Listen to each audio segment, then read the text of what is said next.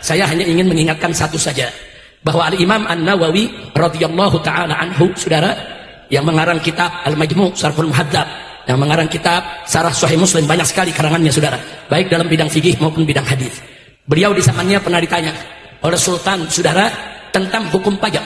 Sultan mengambil pajak dari rakyat, saudara. Nah, apa hukumnya? Sultan sudah minta fatwa ulama satu negeri, semua ulama setuju dengan alasan karena kebutuhan negara sedang tinggi untuk membiayai pembangunan, untuk membiayai tentara Islam di perbatasan. Yang kedua, kas negara kosong, saudara, maka terpaksa harus mengambil pajak dari rakyat. Nah, setelah ulama semua setuju, Sultan bertanya kepada para ulama, adakah ulama lain yang perlu aku minta persetujuannya? Para ulama di kota Damaskus saat itu sepakat, ada satu yang Sultan mesti undang. Siapa dia? Abu Zakaria Yahya ibn Syaraf An-Nawawi. Nah, kata Sultan, apa perlu kita panggil dia? Maka para ulama mengatakan, Tuan Sultan, ulama ini berbeda dengan yang lain. Dia punya magam di tengah umat. Jadi walaupun kami sudah setuju, kalau besok ulama satu ini nggak setuju, maka umat akan ikut dia, bukan ikut kita. Nah, oleh karena itu dipanggillah Imam Nawawi ke istana, saudara.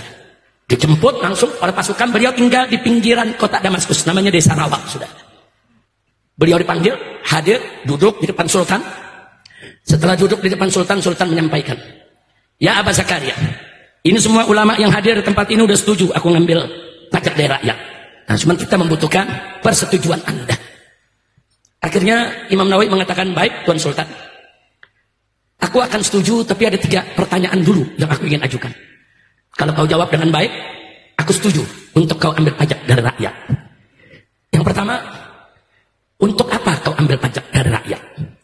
Sultan menjawab, untuk pembangunan, untuk gaji para pegawai, para pejabat, untuk membiayai tentara itu di perbatasan agar negeri kita tidak diserang oleh tentara musuh, dan seterusnya.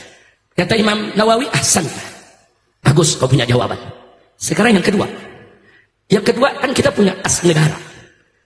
Kenapa harus ambil dari pajak? Kenapa nggak ambil dari kas negara saja? Baitul Mal. Dijawab oleh Sultan, Baitul Mal kosong. Kalau Baitul Mal ada isinya, aku nggak ambil pajak. Ini Baitul Malnya kosong, nggak ada lagi kita punya dana. Kata Imam Nawawi, ahsan, bagus kau punya jawab. Nah, sekarang yang terakhir. Yang terakhir, kenapa kas negara kosong? Sultan tersinggung. Kata Sultan, mada taksud bikalam? Kau punya maksud apa, hei Abu Zakaria? Ya, kata Imam Nawawi, enggak, jelaskan dulu. Kenapa kas negara kosong? Dipakai untuk apa? Jelasin dulu. Marah Sultan berdiri dari kursinya. Kurang ajar, kau punya maksud tidak baik, hei Abu Zakaria. Apa kata Imam Nawawi? Imam Nawawi kiai dibentak oleh pejabat, dia berdiri juga, sudah. Imam Nawawi berdiri, hei Sultan, jangan kau pikir aku tidak tahu. Kas negara kita kemarin masih banyak, dipenuhi dengan emas, perak, dinar, dirham, permata, mutiara, segala macam kita punya. Kenapa sekarang kosong? Karena kau bagi-bagi untuk istri-istrimu, untuk dayang-dayangmu, untuk putri-putrimu, untuk keluargamu, untuk pejabatmu, sehingga kas negara kosong. Marah Sultan, saudara. Imam Nawawi katakan, wallahi, demi Allah, kau kembalikan dulu semua itu ke kas negara, ke Baitul Muslim. Kembalikan. Kalau semua sudah dikembalikan, masih kurang, baru boleh kau ambil pajak dari rakyat. Tapi kalau kamu tidak kau kembalikan, kas negara seenaknya digunakan.